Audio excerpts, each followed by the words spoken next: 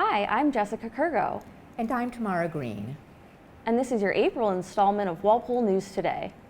The Board of Sewer and Water Commissioners has implemented a mandatory water demand management policy limiting lawn watering throughout the week. Under the policy, which goes into effect on May 1st, properties with odd-numbered addresses are permitted to water their lawn on Mondays and Thursdays, while properties with even-numbered addresses can do so on Tuesdays and Fridays.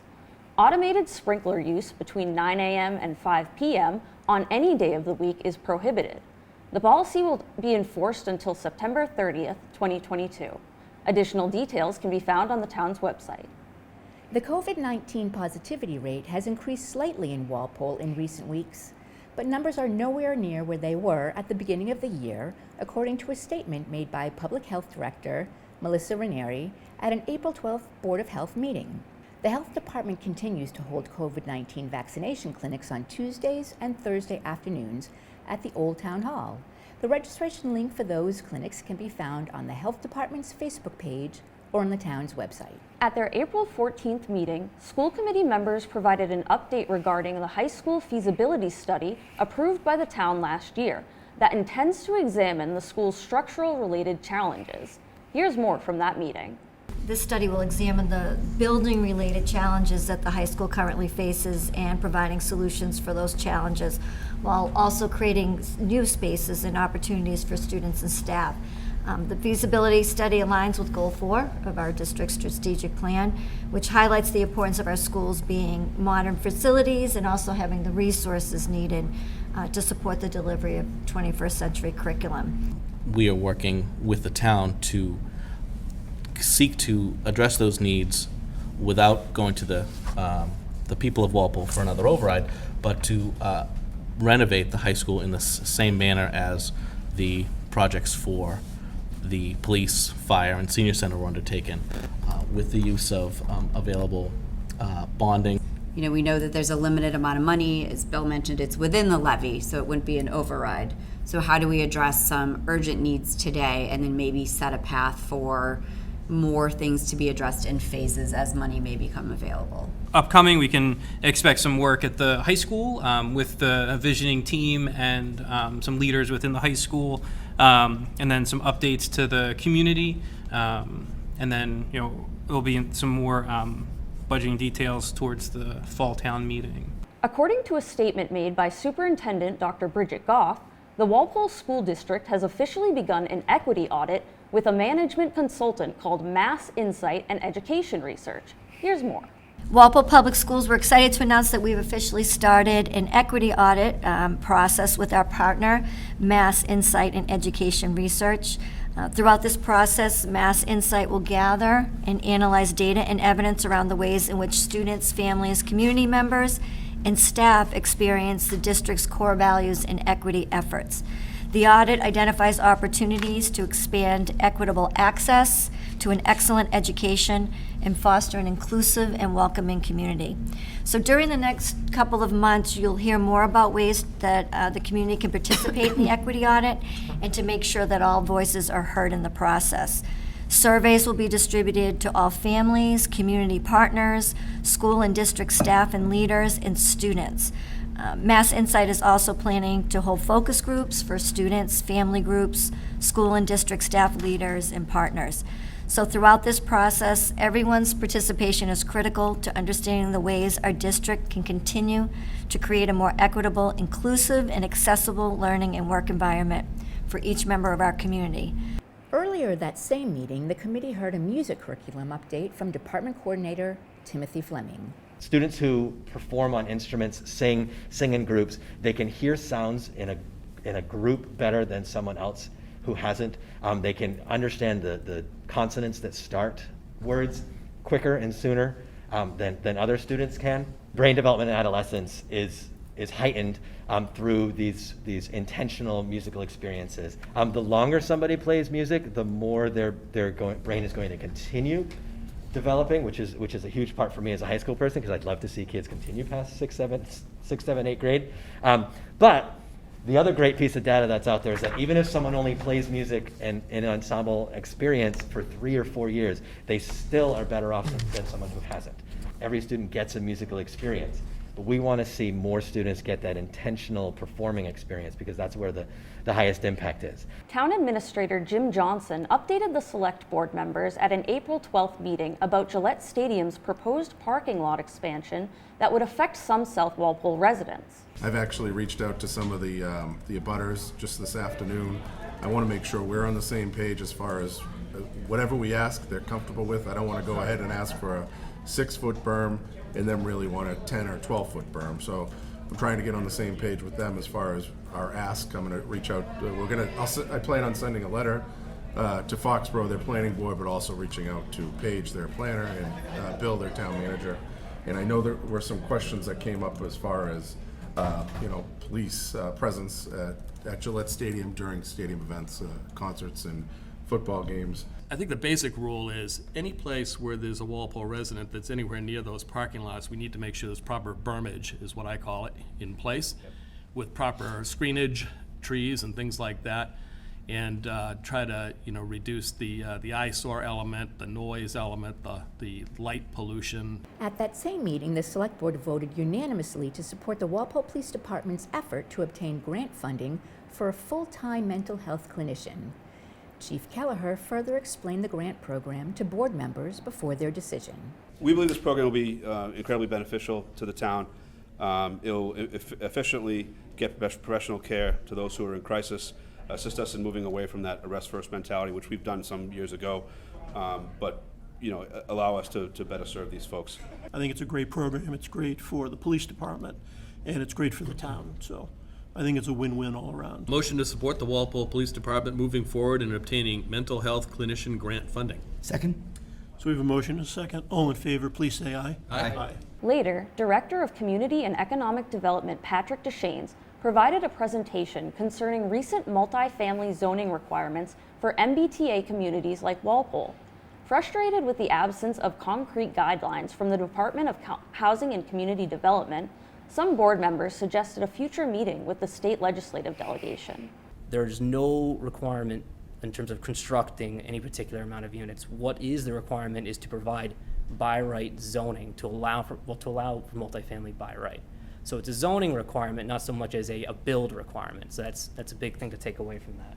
Any MBTA community that fails to meet develop zoning that meets those guidelines is prohibited from applying for certain grants, such as the Housing Choice Initiative, Local Capital Project Funds Grant, and the MassWorks Infrastructure Grant. Right now, they're working on finalizing what will be the draft guidelines. So everything I've gone through is subject to change. So that kind of makes obviously planning for it almost, you can look and see what we have and where it fits and makes sense, but I think everything is kind of tentative until we get those final guidelines.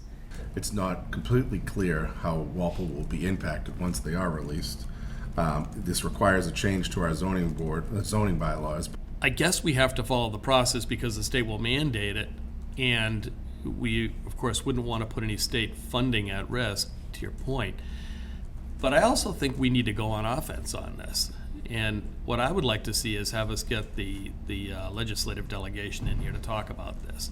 After a 2-year hiatus, Walpole's annual Night Before the 4th celebration returns earlier than expected this year. The Select Board approved the Fire Department's request to hold the event on Saturday, July 2nd, instead of the 3rd. Checks for the fireworks donation can be made out to the town of Walpole. We are before you this evening with the same requests that we've always had for the road closures, building usages. Nothing has changed in that aspect. The only thing that has changed is we had to go with a different date. We weren't able to get the fireworks for July 3rd, so we're asking for the board to endorse us to do it on July 2nd, which is the Saturday of that long weekend. The town is going to be taking over handling the money for us, so the checks need to be made out to the town of Walpole, and then in the memo line, fireworks donation, and then that'll cover us, and we'll make sure that gets put where it needs to be. I'll move to approve the request of the Walpole Fire Department to host the Night Before the 4th celebration on July 2nd, 2022, with a rain date of July 9th, 2022, and to close Stone Street from Main to Diamond, School Street from Common to East, use Morgan Field, Stonefield, and Blackburn Hall restrooms. Seconded. Good motion and a second. All in favor, please say aye. Aye. Great. Thank you Looking very forward to much. it. Walpole restaurants are going all in on outdoor dining. The Select Board approved an alteration of licensed premises to allow the New England Bar and Pizza Company, LLC, better known as CRISP, to permanently maintain their seasonal outdoor dining area established in response to COVID-19 protocols. Similar alterations permitting outdoor dining were also recently granted to Beacons on Providence Highway and Jalapenos Grill on Main Street. Thank you. Yeah, Robert Carnes, owner of New England Bar Pizza. We go by CRISP. Basically, with the advent of COVID and outdoor dining, it's become obvious to us as a restaurant that the outdoor dining is what people prefer when they have the ability to do so. Although the state has granted another year of temporary, we wanted to get ahead of the curve and be on a permanent basis. I'll move to approve the request of New England Bar and Pizza Company, LLC DBA CRISP, for alteration of licensed premises at 1049 Main Street, subject to the applicant obtaining a final inspection from the building department. Second? Motion and a second. All in favor, please say aye. Aye. Aye. Great. Congratulations. Congratulations. Thank you very much. The school building committee voted unanimously after a subcommittee evaluation to recommend Fontaine Brothers, Inc. to the Select Board as the construction manager at risk for the middle school building project. Here's more from the April 5th meeting. Fontaine has shown substantially more interest to this project. They have gone through more details than any other firms in the shortlist. I'd like to make a motion to request the Select Board and Town Administration to negotiate a contract to procure Fontaine Brothers, Inc. As the construction manager at risk for the duration of the Walpole Middle School building project. At their April 13th meeting, the Conservation Commission voted to approve an application from the Norfolk County Engineering Department for the identification and location of wetland boundaries on Hilltop Farm. We started with our initial site visit. I visited the site mid-March, performed the review of the entirety of the flagging that was depicted on the plans.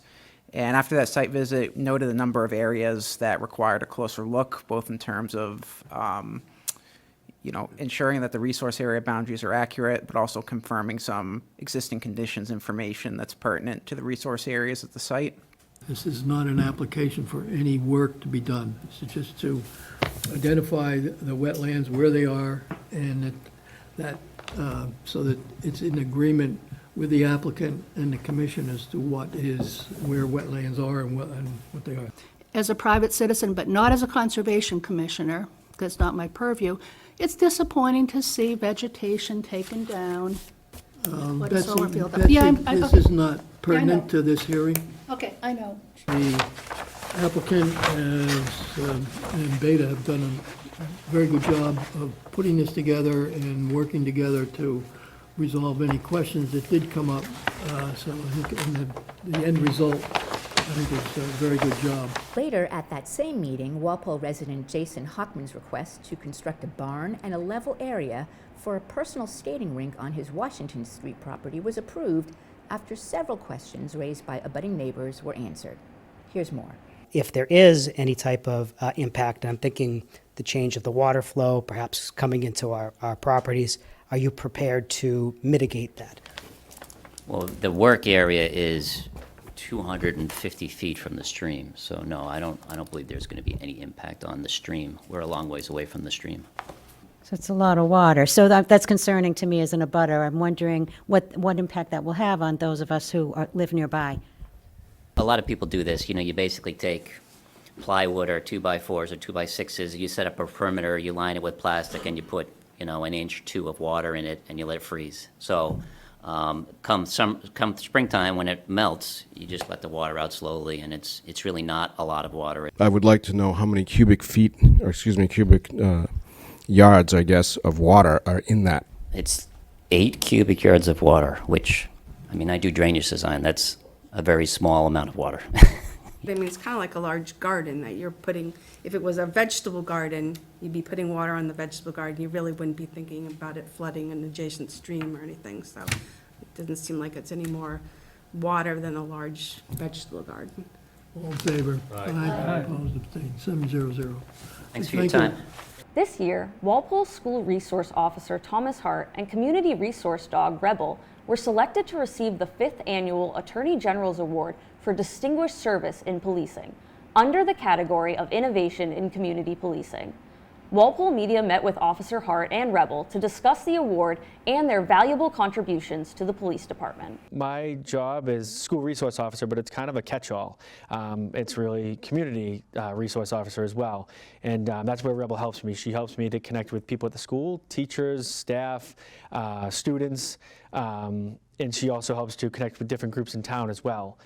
So Rebel is really that icebreaker, that you kind of need to help start the conversation, that common denominator for people to kind of make a connection without even knowing each other. So she really invites a lot of the conversations that help me to kind of break down any barriers that are out there between the police and the community, and really makes us just more approachable. And even if there's a call and there's a young kid involved, they'll ask the officer, do you know Rebel and Officer Hart? And that's that instant connection that helps to ease the situation and have that kid open up to the officer, so that it helps to really lessen the stress of the situation. So she really just helps with connecting different groups of people and helping us to be more welcoming and really just approachable to everyone in the community regardless. So Rebel's really that extra little bit we needed, and really the face of the department. Everyone knows Rebel, everyone's excited to see her, and I'm not ashamed to say I take the back seat to Rebel. That's fine with me.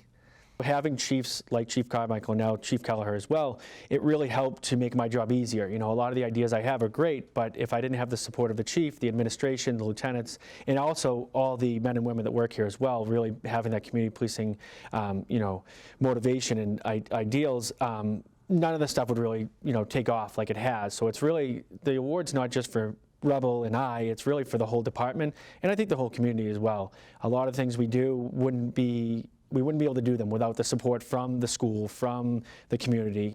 You don't know how someone was treated in the past. You don't know if it's their first ever time being pulled over, if it's their first interaction, and we want them to have it be a positive one. I can't change how someone in a different town or state treated you, but I can treat you with the respect that you deserve and treat you as a person, because I want you to feel welcome here. And I live in the community, I grew up here, and I want Walpole to continue to be a great community for people to live in and work in and go to school in. I hope that one day some of these kids I'm working with now are taking my job, and they're the next, Officer Hart and Rebel, going around to the schools and making connections with the kids, so that, there isn't that fear of police, that they come to us knowing that we're there to help them and to support them, and, we're just members of the community as well.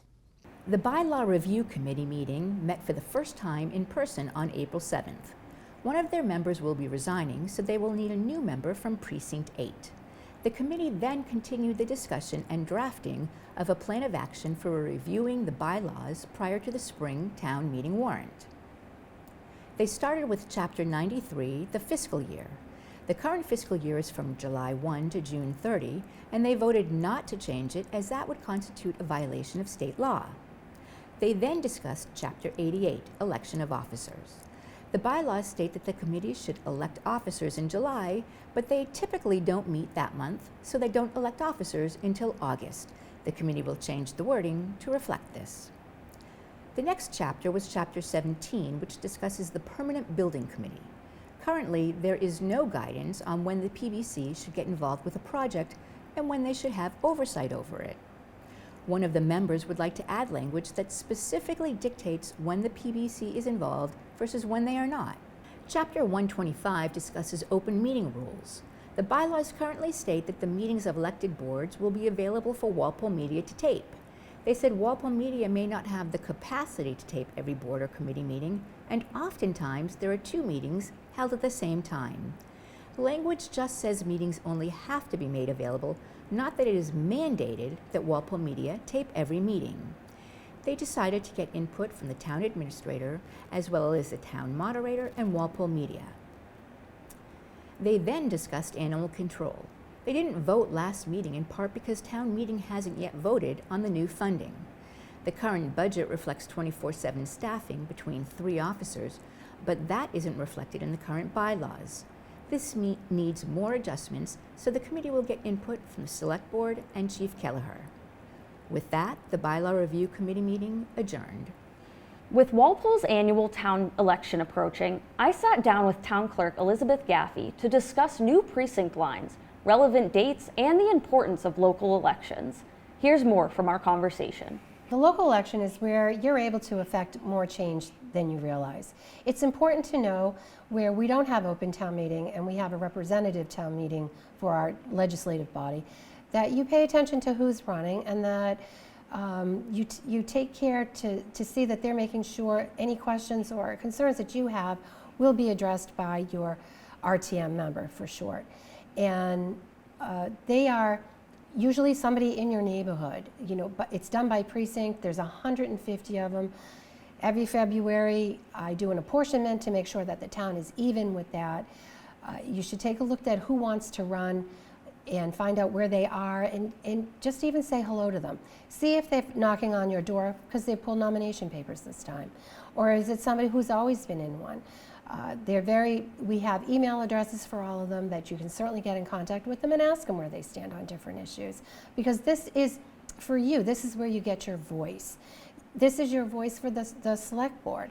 These are the fathers, to use that term, of the town. So those are the ones who lead all the boards, and they're the ones who do a lot of the appointments to committees. So you want to be familiar with those 5 that sit on that board. And this particular election, you're voting for 2. And the moderator runs our town meeting.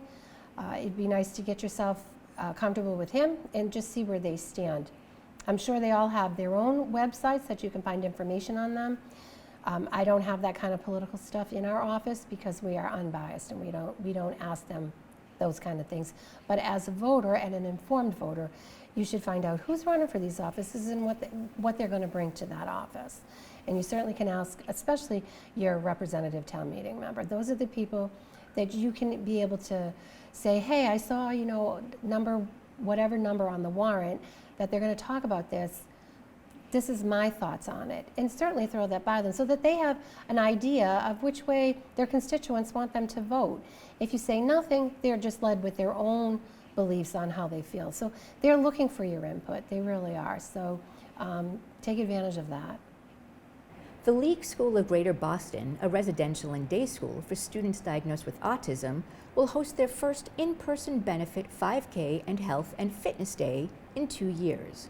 During a recent interview, the school's CEO, Larry Sauer, described the important relationship between the school and the Walpole community.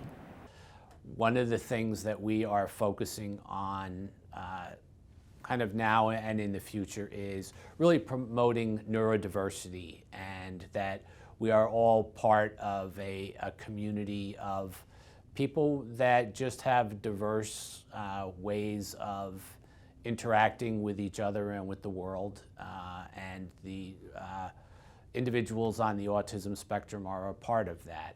I think one of the important things for people to know about our school is that we're very involved in the community. We have a number of vocational partners, up to about 30 employers out in the community that our students go out and do work on a volunteer basis, although we do pay them to some extent for that work. And it's really part of training for the students, for the work world, but it's also a learning experience for those employers and learning to accept employees who may work differently or need different accommodations than a more typical employee. I think that the school is really embedded in the Walpole community, and I think that we're an important resource for the community, but also the community is an important resource for us. And our students, are out in the community frequently, whether it's for work, as I described, or for leisure and recreation. And we really appreciate the way that our students are accepted out in the Walpole community. I recently had the opportunity to meet with the Walpole High School robotics team, who had just qualified not only for the regional first robotics competition championships, but also the world championships. Here's more from our conversations. The high school robotics team is made up of about 35 students that are all the grade levels, freshmen, sophomores, juniors, and seniors. And each year, this group of hardworking students have to come up with a brand new robot that can be designed to play a brand new game or challenge. So they have to try and think about what kind of mechanisms they'll need to use to grab a different game piece. They'll have to try and figure out, how do I wire this robot to get power and data to and from. They'll have to figure out how to program that robot to respond and drive around.